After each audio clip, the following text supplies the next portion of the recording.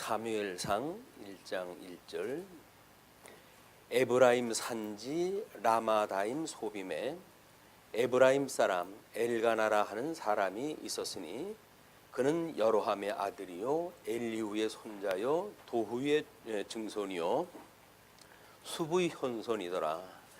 그에게 두 아내가 있었으니 한 사람의 이름은 한나요 한 사람의 이름은 분인나라.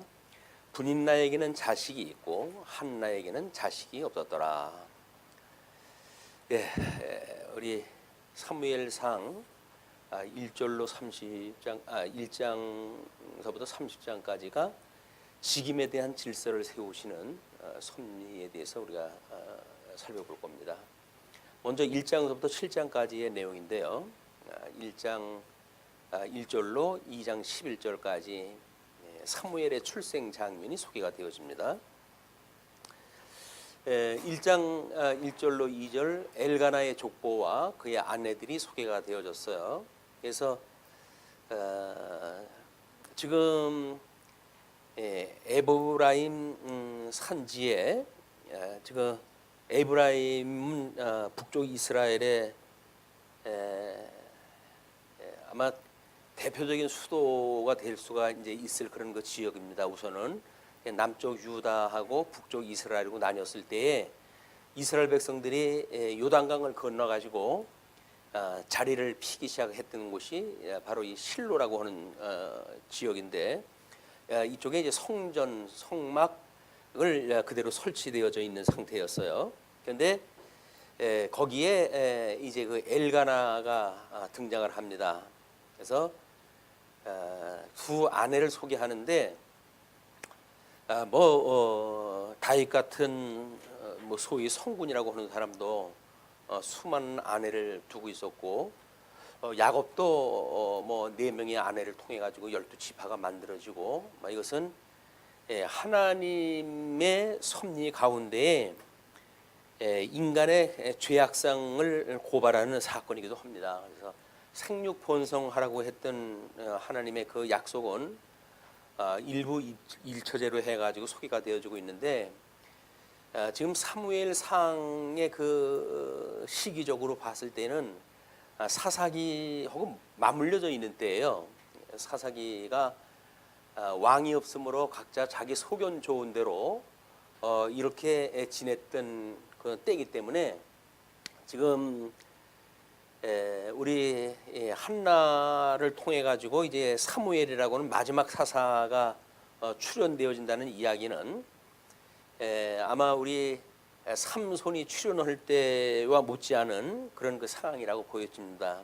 그래서 사무엘 우리 그 삼손이 출현할 때도 이제 그 삼손의 출현에 대한 것을 천사가 고지함으로 해가지고 출현되어져 있었는데 오늘 그 엘가나의 아마 그 자식이 없는 아내 한나에 대한 이런 그 문제도 마찬가지라고 보여집니다. 그는 하나님께서 양대 언약은 복과 나라를 이제 주셨는데 그래서 자손 언약, 땅 언약, 통치 언약 여기서 지금 나라에 대한 언약을 갖다 했을 때 생육 번성을 하고는 자손 언약이 막혀져 있을 때 틀을 막아놓고 있을 때 이때는 하나님께 주신 복이 지금 이루어지지 않는 그런 그 상황을 보여주기도 합니다. 이거는 다시 말해서 저주 아래에 있는 상태, 그래서 생육 번성이 되지 않는 그런 그 상태를 우리가 보게 되어지는데 아마 지금 그 한나라고 하는 여인도 자식이 없어요. 자식이 없고 그러나 분인나라고 하는 그 부인은 자식이 있는, 자식이 있느냐 없느냐라고 하는 두 개가 나타나는데 우리가 이것이 자손이 저주받은 상태에 있기 때문에 자손의 태를 하나님께서 막으셨다라고 이야기했을 때 그러면 분인나라고 하는 그런 그 여인은 지금 유자하니까 그러면 이 사람은 저주 아래 있지 아니하느냐 막 이렇게 우리가 해석이 될 수가 있잖아요. 근데 그렇지는 않습니다. 이미 하나님께서 우리 사무엘이라고 하는 마지막 사사거든요. 이 사무엘은 마지막 그 사사인데 이 사사를 준비하시기 위한 그런 때가 악한 때고 그리고 제사장을 통한 그때의 그 제사의 형태라든가 또는 뭐 그 제사장의 두 아들에 대한 그 제물에 대한 자세 이런 걸로 봤을 때 악이 만연한 때예요. 또 하나님의 임재가 말씀이 귀해가지고 말씀이 없었던 때 이런 것 때이기도 합니다. 그래서 지금 하나님 앞에 저주가 없다고는 이런 현상은 결국은 하나님의 말씀의 부재. 이 말씀이 사실은 우리들의 뭐 발에 등불이 되어져 가지고 우리 인도하는 그런 길인데 일단 길이 제시가 안 되어진다는 이야기는 하나님의 인도를 받지 못하는 그런 상태이기 때문에 사무엘상 우리 입구의 그런 상황은 철저하게 인간 타락상을 고발하는 그런 것으로 좀 보여지고 있다.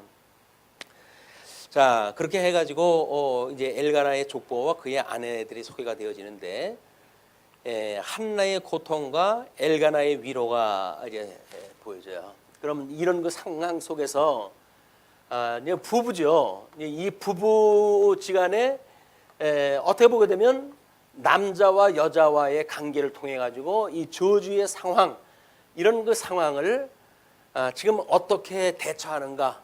이것은 신령하신 예수 그리스도와 그의 아내된 몸된 교회를 예표로 보여주는 상황이 되는데도 불구하고 이런 하나님의 말씀이 부재한 시대 때에 이 부부의 대처하는 방식이 이 예수 그리스도를 뭐 바라보고 또는 대망하고 이런 그 상황이 아닌 것으로 보여졌을 때 이걸 소위 우리가 이제 악이라고 하는 그런 그 상황으로 보여지는 겁니다. 이 악한 상태다. 그래서 이 악이라고 하는 그런 그 이야기가 하나님이 싫어하시는 상황으로 좀 보여지는 거 아니에요. 자, 그러면 3절에 이 사람이 매년 자기 성읍에서 나와서 실로에 올라가서 만군의 여호와께 예배하며 제사를 드렸는데 두 부부가 일단은 제사를 드린다고 하는 이런 그 입장에서는 이거 하나님의 뜻대로 되어지는 거 아닌가 뭐 이런 그 우리가 짐작을 할 수가 있게 되어져요. 그런데 제사를 드렸는데 엘리의 두 아들 홈니와 비느하스가 여호와의 제사장으로 거기에 있더라. 이 제사를 갖다 할 적에는 이제 뭐 우리 이 분날을 중심으로 해가지고 제물을 가지고 가는 사람이 있어야 되겠고 또는 여기에 물론 그 제단에서 이제 드려지겠지만은 제사장이 누구인가에 따라 가지고 이 제사가 온전한 제사인가 아닌가에 대한 구성이 이제 이 구성에 따라 가지고 결정이 되어질 거예요. 그런데 그때 제사장이 소개가 되어지는데 그 제사장이 엘리의 두 아들 홈니와 비느하스로 소개가 되어집니다. 그거는 이미 제사의 그 상황이 어떠한지를 보여주는 그림이기도 하죠. 엘가나가 제사를 드리는 날에는 제물의 분깃을 그의 아내 분인나와 그의 모든 자녀에게 주고 한나에게는 갑절을 주니 이는 그를 사랑함이라. 그러니까는 지금 이 분인나와 이 분인나가 이 한나 이쪽에 이제 무자한 그 아내는 지금 한나라고 하는 여인이니까 이 한나에는 두 몫을 줘요. 두 몫을 준다는 이야기는 어떻게 보게 되면 뭐 사랑하는 까닭이라고 설명이 붙어져 있잖아요. 근데 과연 두 몫이 사랑으로 소개가 되어질까? 지금 그 분인나가 아니 그 지금 누구의 그 엘가나라고 하는 지금 그 한나의 남편 그 엘가나가 가지고 있는 신앙의 상태는 어떤지 우리가 한번 또 조명을 해 볼 필요가 있습니다. 그래서 이 두 여인과 그다음에 그쪽에 지금 등장되어지는 엘가나 이제 이 사무엘의 아버지가 되어지는 사람이 엘가나. 그런데 그 엘가나가 제사를 드리는 날에는 제물의 분깃을 그의 아내 분인나와 그의 모든 자녀에게 주고 한나에게는 갑절을 주니 이는 그를 사랑함이라. 그러나 여호와께서 그에게 임신하게 못하게 하시니. 그러니까 이 한나는 지금 임신을 갖다 하지 못하는데 그거를 어떻게 보상을 갖다 하는 의미로 사랑한다고 하는 걸 보여주기 위해서 두 몫을 주는 거예요. 근데 여호와께서 그에게 임신하지 못하게 하심으로 그의 적수인 분인나가 그를 심히 격분하게 하여 괴롭게 하더라. 이 분인나는 한나의 적수로 소개가 돼요. 적수.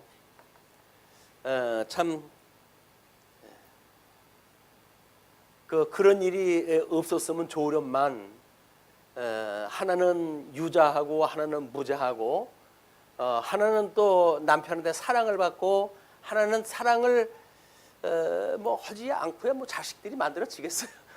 그런데 사실은 한나한테 사랑한다고 하는 것을 강조하는 거에 지나지 않는 그런 관계가 이제 보여지는데 어쨌거나 그렇게 적수가 돼가지고 그를 심히 격분하게 한다 그랬어요. 이 적수가 이 한나에게 대해서는 격분하게 만들고 이 한나는 또 이 분인나에 대하여 그걸 심히 괴롭게 하더라. 이는 격분하게 하는 분인나의 행위에 따라 가지고 한나가 괴롭힘을 입고 있는 상태예요. 근데 이 집은 정상적으로는 제사를 드리러 간다고 하지만 별로 그렇게 사랑의 관계라든가 또는 하나님의 법을 따라 가지고 질서가 있는 상태라거나 이런 데가 아니라 사사기의 특유의 왕이 없으므로 각자 소견 좋은 대로 살아가는 상황, 이것으로 이 상황을 우리가 대신 읽어내야 되지 않을까 이런 생각이 듭니다. 왜냐하면 이제 그 7절서부터 보시게 되면 매년 한나가 여호와 집에 올라갈 때마다 남편이 그같이 하매 분인나가 그를 격분시키므로, 그러니까는 사랑을 한다고는 명분으로 두 몫을 주니까 분인나는 더욱 한나를 괴롭히게 되는 거예요. 그를 격분시키므로, 그렇게 하니까 분인나는 그를 격분시키므로, 그러니까 그것이 부메랑이 돼가지고 결국 한나는 울고 먹지 아니하는 상황이 되어지는 거야. 악순환이 계속 되어져요. 이게 이제 인간이 가지고 있는, 악한 인간이 가지고 있는 한계입니다. 우리는 하나님 앞에서 지금 이 엘가나라고 하는 사람은 자기 그 무자한 한나에게 사랑이라고 하는 명분을 주잖아요. 그래서 현재 있는 상황을 어떻게든지 덜 억울하게 만들려고 하는데, 그런 그 시도와는 다르게 나타나는 현상은 분인나가 더 시기하고 그래가지고 한나의 격분을 갖다가 격발시키게 만들고, 그래가지고 결국 한나는 울고 밥도 못 먹는 이런 그 신세가 돼버리는 거예요. 그래서 인간이 해가는 평화라고 하는 건 불가능합니다. 이게. 그런데 인간은 어떻게든지 시도를 갖다 해야 되니까 끝까지. 특히 이 남자의 하는 모습을 잘 보세요. 오늘날이나 그때나 아주 미련한 방법을 그대로 쓰는 남자의 모습도 이제 보이고, 거기에 또 사악한 분인나의 그런 그 악성도 우리가 보는가 하면 한나의 억울해 가지고 나오는 그건 하나님 앞에 해결하지 못하고 인간에게 보이는 반응, 이런 서로 악한 모습들이 뒤범벅이 돼 가지고 어떻게 보게 되면 아주 그 일가, 지금 엘가나의 가정의 일가의 죄악상을 보여주기도 합니다. 그 죄악상은 바로 이스라엘, 하나님이 없다고는 이스라엘의 죄악상하고 다를 바가 없어요. 똑같은 거예요. 왜냐하면 여전히 제사를 드리는 성막도 있었고 그렇게 됐음에도 불구하고 왕이 없으므로 각자 소견 좋은 대로 해가지고는 지금 이쪽에 그 침노해가지고 들어오는 그런 지역도 우리 삼손 때문에 이 삼손이 압제를 당했을 때 40년을 이제 압제를 당했다 그러는데, 그 삼손의 활동으로 해가지고 20년간을 전쟁 억제력을 가지고 이제 살아왔어요. 이제 그때 이거는 여전히 그 사람들 앞에, 적군들 앞에 괴로움을 당하는 그런 그 일인데도 불구하고 그 사람들한테는 어떤 전쟁 억제력이라고 하는 이런 걸로 해가지고 잠시 보여주는 이야기입니다. 그래서 우리 사사기의 12장서부터 13장에 소개가 되어지나요? 이스라엘 자손이 다시 여호와의 목전에 악을 행하였으므로 하나님께서 그들을 40년 동안 블레셋 사람의 손에 넘겨주니라. 이건 결국은 삼손이라고 하는 이런 그 인물이 블레셋이라고 하는 이런 이게 대양 세력입니다. 쫓겨나 가지고 지금 이스라엘 서편 지역을 이제 들어와 가지고 세를 갖다 확장하다 해 가지고 이스라엘 전역에 지금 영역권이 멈추는 거예요. 근데 삼손 때의 마지막 20년은 전쟁 발발을 갖다 하지 못하는 억제력을 가지고 있었어요. 그러니까 삼손이라고 하는 그 이름만 들어도 블레셋이 심하게 이렇게 압제를 갖다 하지 못하는 그런 그 상태에 있었다. 이걸 억제력이라고 이렇게 이야기할 수가 있을 거야. 지금 지금 핵무기 만드는 것들도 전부 이거 아닙니까? 전쟁을 억제하기 위한 자기네들 그런 거 수단으로 해가지고 만들고 있는데 인도나 그 옆에 있는 나라하고 그 싸움 붙어진 거 보니까 다 핵폭탄 가지고 있는데도 싸우더라고요. 전투기를 추락시키고 이런 거 일들도 벌어지고 그러는데, 그러니까 인간이 한다고 하는 것이 얼마나 지엽적이고 파편적이고 그리고 별무소득한 이런 그 일들이 되어져 가는지를 우리는 볼 수가 있는 겁니다. 근데 지금 이제 사무엘상 때의 그 상황이 그거 연결이 돼 가지고 보여지는 것 같아요. 그래서 그의 남편 엘가나가 8절 보시게 되면 그의 남편 엘가나가 그에게 이르되 한나여 어찌하며 울며 어찌하여 먹지 아니하며 어찌하여 그대의 마음이 슬프냐. 매년 있던 일이에요 이게. 근데 지금 누구 속 뒤집을 일 있나요? 그거 왜 그걸 물어봐요? 물어보면서 또 헌대는 얘기 보세요. 내가 그대에게 10 아들보다 낫지 아니하냐? 라고 이제 한나한테 위로한답시고 그 얘기를 또 하는 거예요. 이거 복장 뒤집는 일입니다. 지금 한나는 아들이 없음으로 해가지고 하나님께서 생육하고 번성하라고 했던 복에 참여하지 못하는 이런 신앙적 감각이 있는 거예요. 지금 한나한테는. 근데 이 엘가나라고 하는 그 인물은 한나한테 사랑한다고 하는 그런 것으로 두 몫을 주니까 내가 너한테 이렇게 하는데 뭐가 부족하냐 그 이야기야. 내가 10 아들보다 낫지 않냐 그런 그 이야기야. 한나가 말은 안 했으면 뭐라고 이야기를 할까요? 너 10보다 내 아들 하나가 필요해 그렇게 이야기할 거 아니겠어요? 그러니까 생각하고 좋은 쪽으로 생각한다고 그러는데 이게 공감이 전혀 안 이루어지는 거예요. 지금 공감이 안 이루어져 가지고 한나의 복장을 뒤집는 그런 그 이야기나 해대고 하는 것이 지금 이 남편 엘가나의 그런 그 일입니다. 자, 그런데 9절로 18절 보게 되면 한나의 기도가 이제 서원이 소개가 되어지는데 그들이 실로에서 먹고 마신 후에 한나가 일어나니 그때의 제사장 엘리는 여호와의 전 문설주 곁 의자에 앉아 있었더라. 이때는 아직 성막 시대 됩니다. 성막이지만 성전이라고 했던 그 이야기는 실로라고 하는 그곳에 완전히 성막을 이사를 하기 위해 가지고 끊임없이 쌓았다 다시 허물었다 하는 것이 아니니까 거기다 영구히 지금 설치해 놓은 상태이기 때문에 성전이라고 표현했다 해요. 그렇게 이제 그 문설주 곁 위에 앉아 있는 제사장의 모습을 보게 됩니다. 한나가 마음이 괴로워서 여호와께 기도하며 통곡하며 서원하여 이르되 만군의 여호와여. 이제 여기서 처음 시도되어지는 하나님의 호칭이 만군의 여호와예요. 만군의 여호와.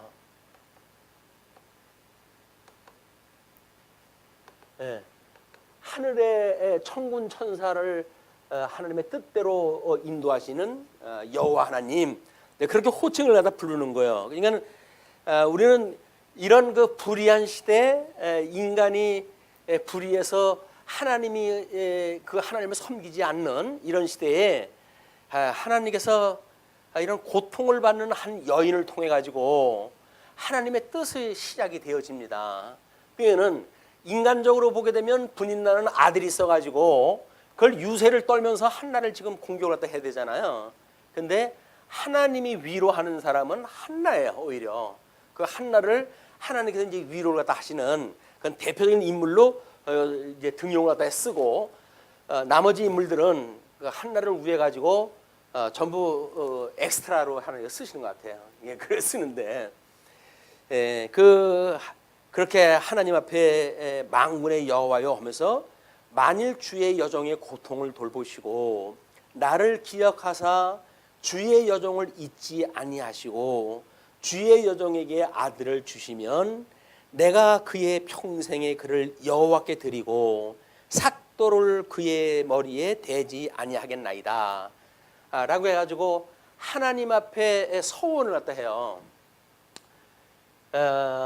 뭐 우리 삼손은 천사의 명령에 의해 가지고 그런 그 일을 수행을 하지만 지금 사무엘은 한나의 자원에 의해 가지고 이제 그렇게 청혼을 갖다 하게 되어집니다. 그런데 12절 보시게 되면 그가 여호와 앞에 오래 기도하는 동안에 엘리가 그의 입을 주목한즉 그때의 뭐 기도의 어떤 문화를 우리가 이제 볼 수가 있는 것 같아요. 그런데 한나는 입술만 움직이면서 기도를 갖다 했어요.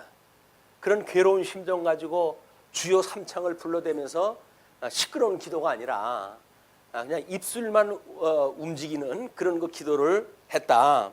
그러니까는 아마 고도의 어떤 집중력이 필요한 그런 그 기도로 보여지는데 그렇게 기도를 갖다 하니까 그거를 제사장 엘리가 주목을 갖다 하게 됐어요. 기도는 오래 하는데 보니까는 뭐 기도하는 소리도 안 들리고 그냥 입술만 움직이는 거예요. 그래서 한나가 속으로 말하매 입술만 움직이고 음성은 들리지 아니하므로 엘리는 그가 취한 줄로 생각한지라. 이 엘리의 한계, 엘리 제사장의 한계.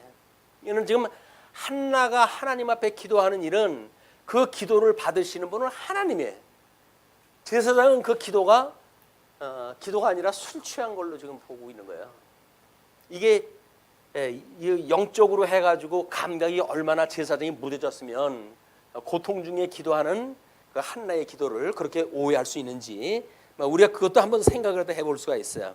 하나님 앞에 제 역할을 못하게 되면 각자가 자기 소견 좋은 대로 생각을 하는 거예요. 제사장은 이 제사장대로 자기 소견 좋은 대로 좋고 남편은 남편대로 사랑을 갖다 한다고 해가지고 두목조 뜬 거 가지고 제사를 갖다 하고 뭐 분인나는 또 분인나대로 해가지고 유자하다고 해가지고 격발을 시키고 이런데 각자 소견 좋은 대로 합니다. 거기에 한나만 지금 애가 끓어요. 고통 중에 하나님 앞에 기도하는데 그 제사장마저도 그 기도를 오해를 갖다 해가지고 엘리가 그에게 이르되 내가 언제까지 취하여 있겠느냐 포도주를 끊으라 하니 그때 일반적인 문화에 이게 엘리 제사장이 특별히 한나한테만 그러는 것이 아니라 포도주에 취해가지고 제사의 형식적인 제사를 드리는 상황이 제대로 되지 않는 상태가 많으니까 지금 이 제사장은 지금 그게 술이 취해가지고 그러는 게 아닌가 이렇게 판단을 한 거죠. 그러면서 포도주를 끊으라고 합니다. 그때 한나가 대답하여 이르되 내 주여 그렇지 아니하니이다. 나는 마음이 슬픈 여자라 포도주나 독주를 맞은 것이 아니요 여호와 앞에 내 심정을 통한 것이오니 당신의 여종을 악한 여자로 여기지 마옵소서. 내가 지금까지 말한 것은 나의 원통함과 격분됨이 많기 때문이니이다 하는지라. 결국은 엘리 제사장한테 이제 그 오해를 불식시키기 위해서 자기 변명을 다 하죠. 그러면서 그렇게 오래 한 거는 원통함과 격분됨이 많기 때문에 이제 그렇다는 이야기예요. 그것이 우리 이런 위기 때마다 어떤 무자한 일들이 많은 것, 한나도 마찬가지고 삼손의 출생도 마찬가지죠. 왜 그런 위기 때에 이런 그 무자한 일들이 많아지는가? 그 이야기는 하나님의 특수한 섭리를 보여주시겠다는 전제예요, 이게. 그러니까 우리는 그게 정상적이냐 정상이지 않느냐라고 하는데 관심이 있지, 왜 그런 하나님의 섭리하시는가에는 관심이 없어요. 이런 그 믿음을 우리가 지금 현대로 끌고 오게 돼도 마찬가지죠. 우리가 기도하는 대로 뭐가 잘 이루어지게 되면 만사 형통하다고 우리는 생각할 거예요. 그런데 우리한테 어려움을 주게 되면 그 어려움을 주시는 하나님의 섭리가 뭐지, 그 뜻이 뭐지, 그런 뜻분별에는 우리는 관심이 없다는 거예요. 이것이 인간들이 가지고 있는 생각의 한계입니다. 왜냐하면 환난 자체를 우리는 인간은 싫어하니까. 그래서 지금 여기서 복과 저주를 하는 게 주셨지만은 그 복과 저주도 여전히 형통한 것은 우리가 복이라고 생각을 하고 형통지 않은 건 저주라고 생각하는 것이 인간의 한계란 말이에요. 그러니까 지금 엘가나도 자기한테 두 몫을 주니까 자기 사랑이라고 이야기를 하는 거 아닙니까? 그런데 한나 입장에서는 두 몫이 죽는 것이 아니라 내가 지금 왜 고통을 당하는지 그걸 마음을 알아줘야지. 마음을. 남편이라는 게 앉아가지고 그렇게 오히려 적수한테 핑계를 갖다 만들어줘가지고 공격할 빌미를 갖다 주고, 이런 속 없는 남편이 참 오늘날의 남자의 모습들이 아닌가 싶어요. 남자들 허당해. 아무리 봐도 남자들은 허당해. 자기 딴에는 뭘 한다 그러는데 한 게 별로 없어요. 오히려 이 악수만 두지. 하나님께서 섭리를 갖다 하셔야 왜 진짜 신랑이시는 하나님, 이스라엘의 신랑이시는 하나님, 그 하나님이 이제 이 일을 섭리를 갖다 해 가신다는 거예요. 그것이 하나님 앞에 이 한나로 하여금 아들을 얻게 하셔서 그 뜻이 무엇인가를 이제 보여주는 장면이 소개가 되어지는 겁니다. 자, 그렇게 이야기를 하니까 엘리가 대답하여 이르되 평안히 가라. 이스라엘의 하나님이 내가 기도하여 구한 것을 허락하시기를 원하노라 하니, 뭐 본인이 그렇다고 그러니까 일단 축복을 하다가 보내잖아요. 이것이 이제 하나님이 또 해가시는 일이에요. 형식적인 축복도 하나님이 복을 주기로 한 자한테는 형식적인 축복이 먹혀요. 그러니까 우리 보고 하나님께서 뭐라 그래요? 할 수만 있으면 복을 빌라는 거예요. 왜? 복 받을 자에게는 우리가 복을 빌어도 내 마음에 맞지 않아도 복을 빌게 되면 복이 돌아가니까, 그냥 하나님의 뜻을 따라서 우리가 그 기도를 하게 되어지는 거 아니에요. 알량한 우리들의 머리를 생각했다 해가지고 복을 빌면 괜히 내가 손해보는 것 같아가지고 이런 대적, 적수 이런 사람들한테 복을 빌지 않는 것은 지혜로운 일이 아닙니다.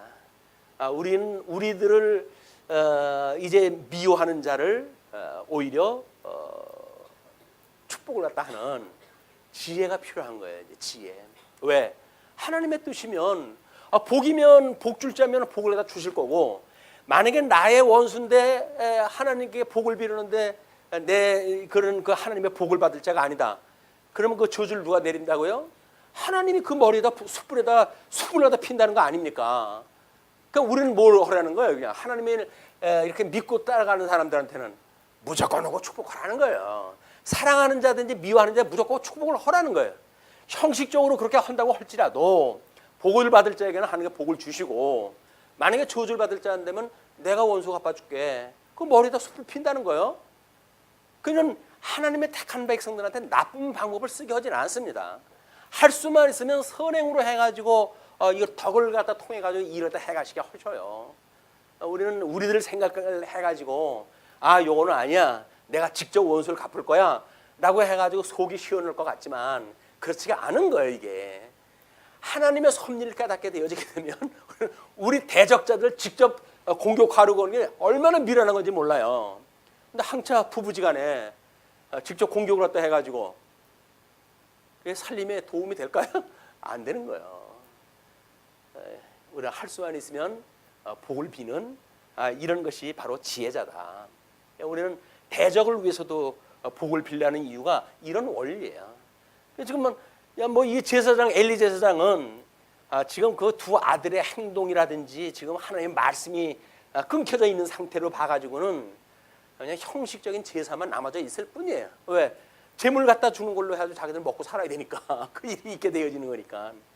근데도 불구하고 한나가 반론을 제기했다 했잖아요. 그러니까는 축복을 갖다 하고 보내줘요.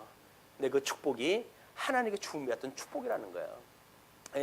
우리들이 하나님 앞에 다른 사람을 위해서 복을 비는 거는 그 사람이 좋아서뿐만 아니라 싫어도 복을 비려는 거예요. 원수를 위해도 복을 빌라는 거예요. 이게 지혜자다. 자, 그렇게 했는데 이제 그런 축복 기도를 다 받고 이르되 당신의 여종이 당신께 은혜 입기를 원하나이다 하고, 뭐 형식적이든 뭐든 상관이 없잖아요. 지금 한나한테 필요한 건 뭐예요? 그 빈말이라도 나한테 은혜가 돼서 돌아왔으면 좋겠습니다. 우리는 이 은혜를 구하는 한나의 심정, 이것은 지금 핍박을 받고 있는 한나의 그런 그 일과 하나님이 하시는 위로, 그것도 지금 만군의 여호와께서 하시는 위로, 그걸 준비하는 전체적인 그림 속에 하나님의 그 향하신 한나를 향하신 하나님의 뜻을 우리가 발견하게 되어집니다. 그런데 19절로부터 20절 보시게 되면 사무엘의 출생이 소개가 되어져요. 그들이 아침에 일찍이 일어나 여호와 앞에 경배하고 돌아가 라마의 자기 집에 이르니라. 엘가나가 그의 아내 한나와 동침함에 여호와께서 그를 생각하신지라. 이거는 일련의 사태에 최종적으로 하나님께서 주시는 응답이 이제 오게 되어지는데, 그것이 바로 뭐냐면 한나와 그런 그를 생각하시는 하나님께서 동침케 하고 드디어 임신을 하다 하셔요. 한나가 임신하고 때가 이름에 아들을 낳아 사무엘이라 이름하였으니 이는 내가 여호와께 그를 구하였다 함이더라. 뭐 아버지들이 이름 지어주고 그러잖아요. 그래서 특별한 경우 이렇게 여자가 지어주는 경우가 있는데, 이 환난 속에 여러 가지 이 가정사 중에 환난 가운데 한나만 외톨이로 하나님의 뜻을 구하던 사람이기 때문에 한나는 사무엘이라고 하는 이름을 자기가 직접 지어줍니다. 왜? 하나님 앞에 자기가 구했다 그런 그 이야기죠. 그래서 그 사무엘이라고 하는 그 이름을 여호와께 그를 구하였다 함이라고 하는 그 이유 때문에 사무엘이라 이름하였다 그 얘기죠. 그 다음에 21절서부터 28절 사무엘의 헌신이 소개가 되어 있습니다. 그 사람 엘가나와 그의 온 집이 여호와께 매년제와 소원제를 드리러 올라갈 때에, 여전히 지금 그 매년제라든지 소원제라든지 이런 걸 이제 올리게 되어지는데, 오직 한나는 올라가지 아니하고 그의 남편에게 이르되 아이를 젖대거든 내가 그를 데리고 가서 여호와 앞에 뵙게 하고 거기에 영원히 있게 하리이다 하니, 자기 서원했던 그런 그것을 이루기 위해서 남편한테 이제 그렇게 통보를 한 겁니다. 그냥 그의 남편 엘가나가 그에게 이르되 그대의 소견에 좋은 대로 하여 그를 절대기까지 기다리라. 오직 여호와께서 그의 말씀대로 이루시기를 원하노라 하니라.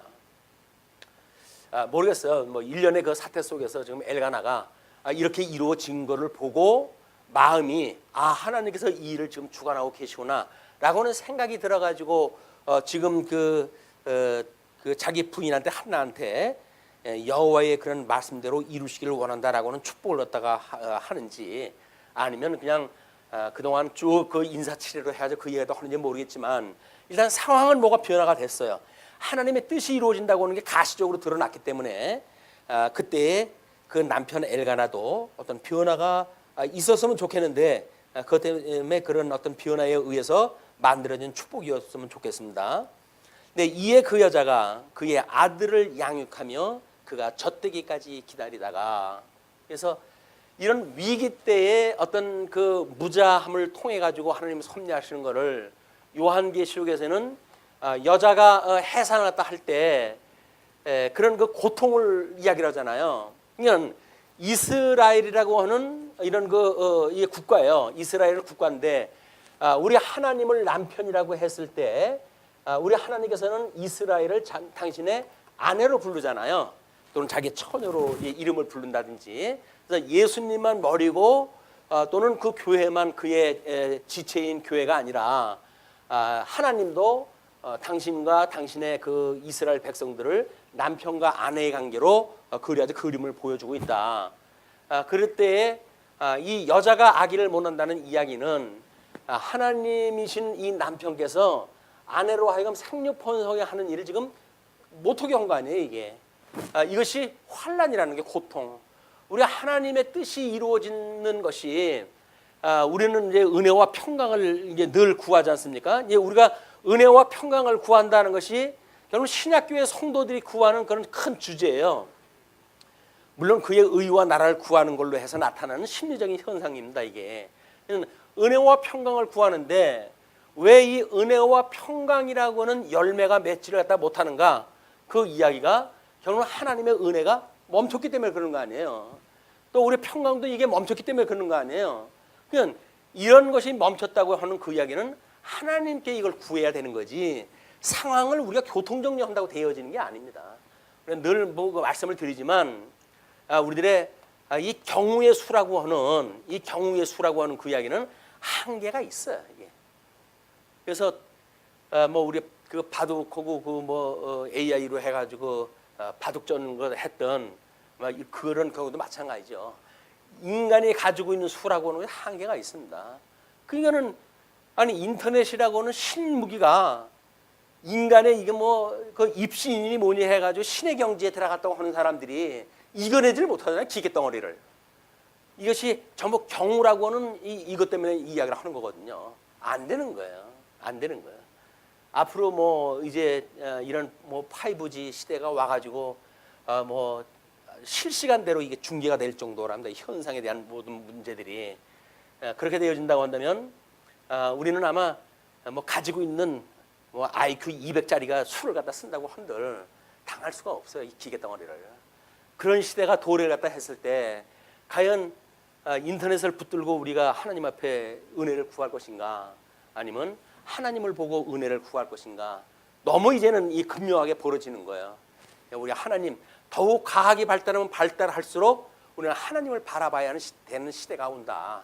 이런 그 시대가 아마 이 시대를 살아가는 5G 시대를 살아가는 우리들한테 절체절명의 그런 그 신앙적 위기인지도 몰라요. 뭐 주어지는 상황이 모든 걸 다 풀어나갈 수 있지만 하나님께 주시는 은혜와 평강은 이루어질 수가 없다. 자, 그런데 그 젖을 뗀 후에 그를 데리고 올라갈 새 수소 3마리와 밀가루 한 에바와 포도주 한 가죽 부대를 가지고 실로 여호와의 집에 나아가는데 아이가 어리더라. 이때 보통 한 3살 때가 되지 않았느냐 이렇게들 봐요. 그래가지고 1년에 한 마리씩 해가지고 소 3마리를 제물로 바친 게 아닌가 뭐 이렇게도 이제 이야기를 하고 그러는데 어쨌거나 아이가 어릴 때에 이제 그 성전으로 데리고 간 거예요. 그래서 25절 그들이 수소를 잡고 아이를 데리고 엘리에게 가서 한나가 이르되 내 주여 당신의 사심으로 맹세하나이다. 나는 여기서 내 주 당신 곁에 서서 여호와께 기도하던 여자라. 그때 있었던 일을 상기시켜요. 그때 있던 그 일을 갖다 상기시켜 가지고는 그때 내가 기도했던 여자다. 그런 그 이야기죠. 그러면서 이 아이를 위하여 내가 기도하였더니 내가 구하여 기도한 바를 여호와께서 내게 허락하신지라. 그러므로 나도 그를 여호와께 드리되 그의 평생을 여호와께 드리나이다 하고 그가 거기서 여호와께 경배하니라. 아들을 이제 하나님의 그 사람으로 완전히 바치게 되어지는 놀라운 결단을 하게 되어진다. 근데 이때까지는 사실 한나가 그 다음에 아들을 낳을 건지 안 낳을 건지는 약속이 없는 일 아니에요. 그럼에도 불구하고 하나님 앞에 그런 서원을 했기 때문에 하나님 앞에 바쳐요.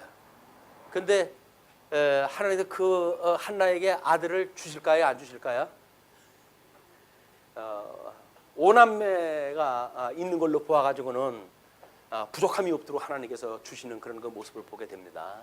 그래서 하나님 앞에 바치는 일이 결코 인간사에 손해가 되지 않는다고 하는 뭐 본질적인 복을 받는 사람들이 뭐 손익을 따지겠습니까? 많은 우리들이 늘 머리를 갖다 굴리잖아요. 예, 우리가 주파나를 자꾸 돌린다고요. 우리가 머리로. 요걸 하나님 앞에 드렸을 때 손해일까 득일까? 신앙생활은 그렇게 계산으로 하는 게 아닙니다. 그냥 하나님께서 우리한테 주신 거를 무조건적으로 할 수 있는 그 믿음이 우리한테 행복한 일인데, 그렇지 않기 때문에 우리는 갈등이 늘 있는 가운데 신앙생활을 하는 것 같습니다. 자, 그렇게 해서 2장 1절로 11절 보게 되면 한나의 노래가 소개가 되어져요. 한나가 기도하여 이르되 내 마음이 여호와로 말미암아 즐거워하며, 이거 우리 인생의 본분이 무엇이냐라고 했던 정답이 여기서 나오죠. 내 마음이 여호와로 말미암아 즐거워하며, 평강을 누리고 뭐 은혜를 누리고 하는 그런 것이 하나님으로 말미암는다는 이야기죠. 그래서 이제 그렇게 하나님으로 여호와로 말미암아 즐거워하며 내 뿔이 여호와로 말미암아 높아졌으며, 내 뿔이라고 하는 그 이야기는 뭐 하나님의 받는 그런 그 은혜의 거를 이야기하는 거 아니겠어요? 뭐 권세, 뭐 권능, 뭐 이런 것도 이야기할 수가 있고, 그래서 그런 높아졌으며 내 입이 내 원수들을 향하여 크게 열렸으니, 이것이 하나님의 복음에 대한 증거의 방식입니다.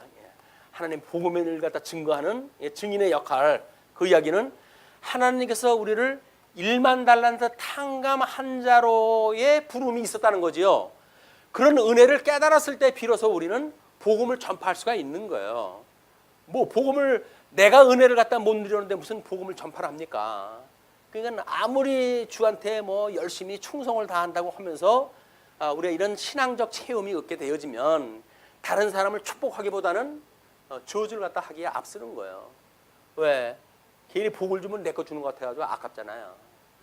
근데 아무리 퍼줘도 취이 안 나는 것이 하나님의 복 나눠주는 일입니다. 복음을 우리 전파하고 하는 일이다. 지금 그 한나가 내 입이 내 원수들을 향하여 크게 열렸으니 이는 내가 주의 구원으로 말미암아 기뻐함이니이다. 여호와와 같이 거룩하신 이가 없으시니, 이런 참 등남으로 인해 가지고 나오는 실증되어진 체험적 신앙 고백, 이것이 한나로 하여금 이 기쁨을 충만하게 만들거든요. 네, 우리는 뭐 다른 거는 실질적으로 하나님께 주셨는지 안 주셨는지 잘 몰라요. 확실한 건 뭐가 있지 않습니까? 뭐가 확실하게 하나님께 주신 거죠? 구원 아니에요, 구원? 예, 죄사함. 예, 그죠? 죄사함을 갖다 하나님께 주신 거 아니에요? 1만 달란트 탕감받은 걸로 해가지고 이게 확실하니까. 그럼 이걸로 인해 가지고 우리가 기뻐하고 이것으로 인해 가지고 하나님 옆에 이게 돌려드리고 하는 일 아니에요, 이게? 근데 이거를 아유 하나님 뭐 저한테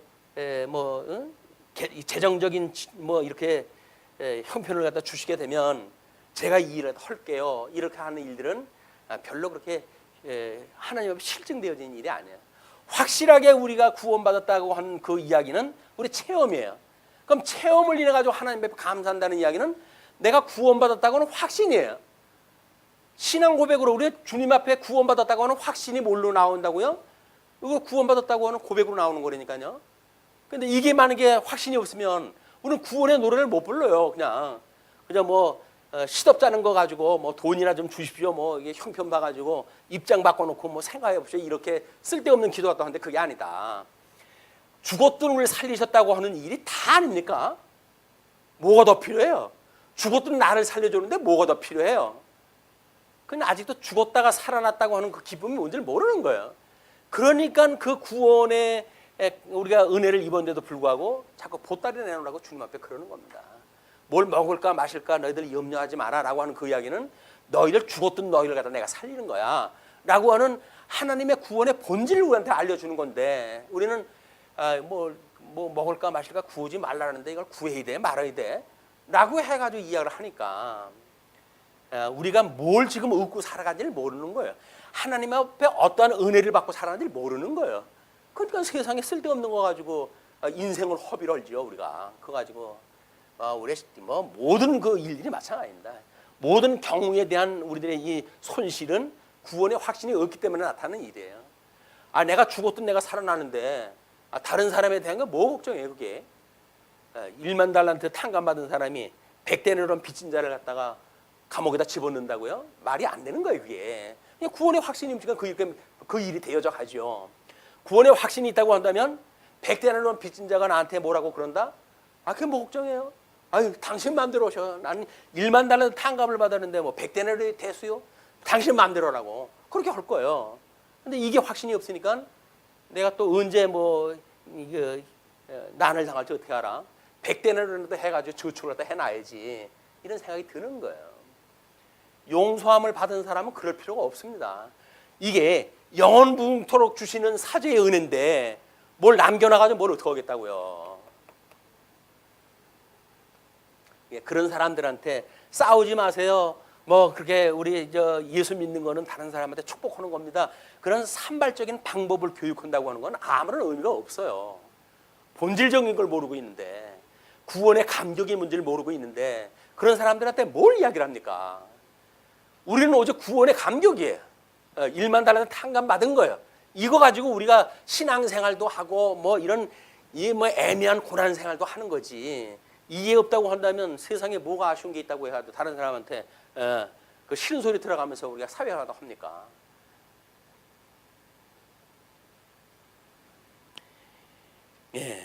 여호와와 같이 거룩하신 이가 없으시니 이는 주밖에 다른 이가 없고 오직 그분만으로 우리가 이야기하는 거예요. 그분만을 경외하고 그분만으로 우리가 즐거워하고 하는 거예요. 다른 이가 없다고 하는 이야기는 우리 하나님 같은 반석도 없으십니다. 우리 주 예수 그리스도, 나의 기초가 되시는 우리 남편 예수 그리스도, 이분만이 나의 모든 거예요. 그걸 우리가 소위 이야기하는 것이 오직 예수라고 하는 겁니다. 오직 예수. 오직 예수가 아니면 뭐가 필요하다고. 예수 믿는 사람들이 예수면 됐지. 남편 하나가 뭐 부족한 것이 없는 예수가 우리 남편이라는데 뭐가 문제예요? 뭐가 문제예요? 남편 예수를 갖다 안 보고 어디 이게 뭐 땅에 어디 뭐 이게 떨어진 게 없는가 해가지고 우리가 구기 찾으려고 하니까는 안 보이죠. 오직 예수밖에는 없다 우리한테. 심히 교만한 말을 다시 하지 말 것이며 오만한 말을 너희의 입에서 내지 말지어다. 지금 한나가 기도를 했다 하는데 자기의 은혜를 1절 2절에서 그렇게 이야기를 한 뒤에 3절에서는 다른 사람한테 그렇게 하지 말라고 이렇게 이야기를 해요. 그러면서 여호와는 지식의 하나님이시라 행동을 달아보시느니라. 하나님 속일 생각하면 안 돼요. 내 양심은 속일 수 있어도 하나님은 속일 수가 없어요.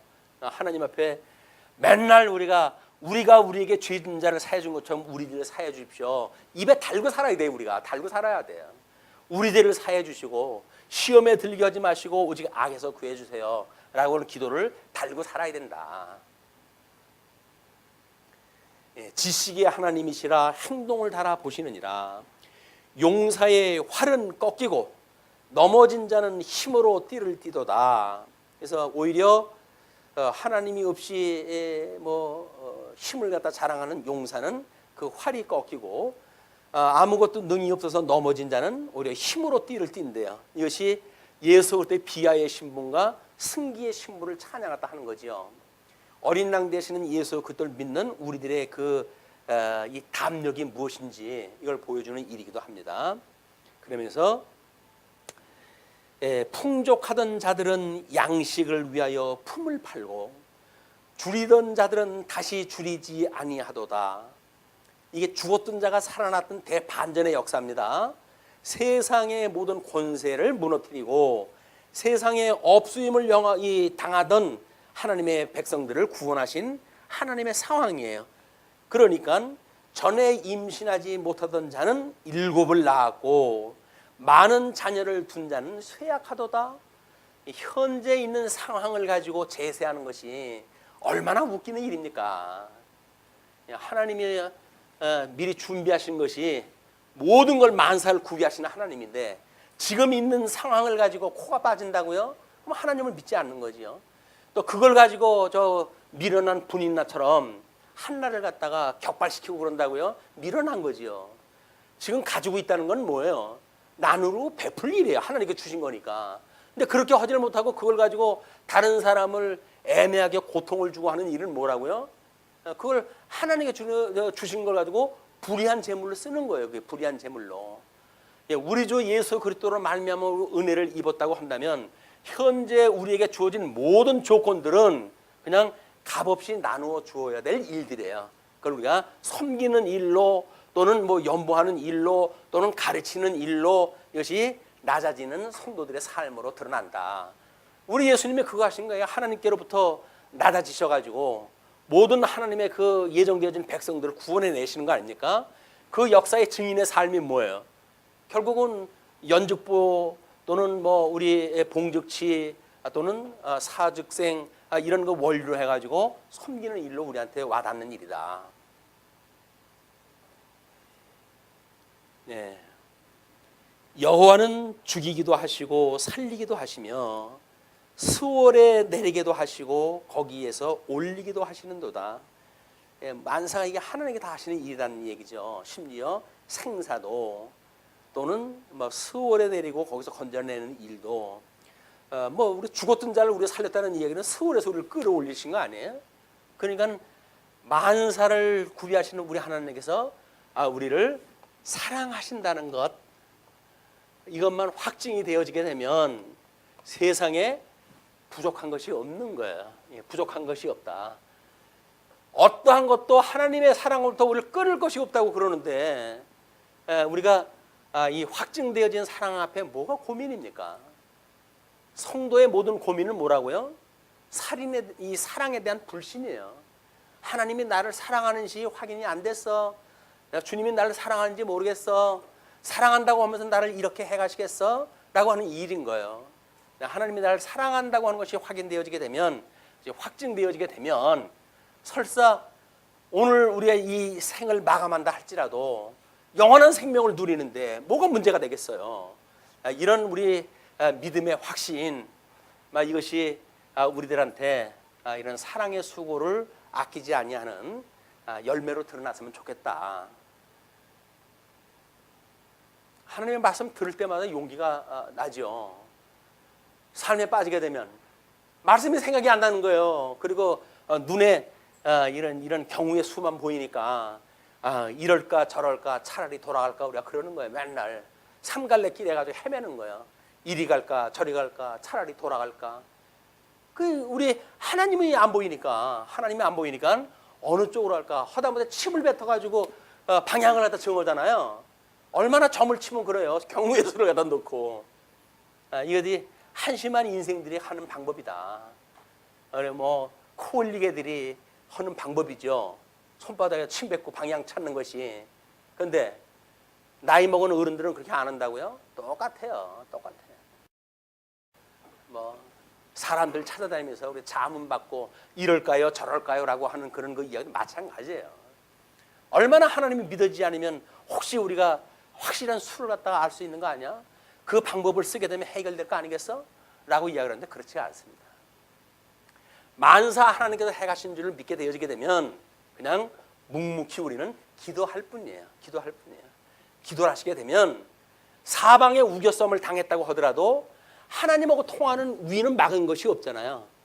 그러니까 그쪽으로 하나님하고 우리 교통이 되어지니까 사방에 우겨썸을 당했을 때도 우리가 하나님 앞에 기도하는 지혜가 우리들한테 있었으면 좋겠다. 그래서 범사에 우리가 이런 걸 쉬지 않고 기도하는 이런 일이 주님께서 가르쳐 주신 기도입니다.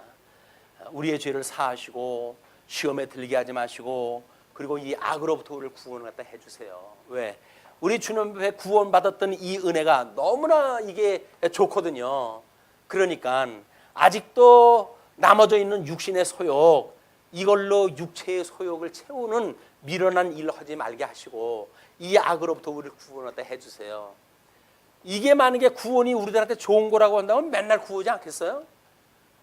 근데 구원의 확신이 없으니까, 사랑의 확신이 없으니까 구원보다는 이 땅에 뭐 먹을 거 입을 거 주세요라고 우리가 이야기하게 되어지는 거다. 네, 여호와는 가난하게도 하시고 부하게도 하시며 낮추기도 하시고 높이기도 하시는도다. 우리 하나님이 안 하시는 일이 없어요. 다 물론 이건 다 예수 그리스도의 비하의 신분과 승기의 신분에 대한 이런 그 예언 기도이기도 합니다. 가난한 자를 진토에서 일으키시며 빈궁한 자를 거름더미에서 올리사 귀족들과 함께 앉게 하시며 영광의 자리를 차지하게 하시는도다. 하나님께서 우리 변화산에서 그 모세하고 엘리야하고 함께 나타나잖아요. 그 모습이 얼마나 폼이 났으면 베드로가 주님 여기다가 초막 셋을 질까요? 너무나 좋은 거예요 이게. 그런 기도를 딱 하잖아요. 여기다 초막 셋을 질까요? 그게 그만큼 좋은 거예요. 좋게 보이는 거예요. 그러니까 우리 가난한 자를 진토에서 일으키시며 빈궁한 자를 거름더미에서 올리사 귀족들과 함께 앉게 하시며 영광의 자리를 차지하게 하시는도다. 땅의 기둥들은 여호와의 것이라. 땅의 기둥들은 여호와의 것이라. 여호와께서 세계를 그것들 위에 세우셨도다. 이걸 땅의 기초라고도 이야기를 하고 천지 만물을 하나님께서 이렇게 모든 걸 다 창조를 하시고 섭리하다 해가신다. 그런 그 이야기죠.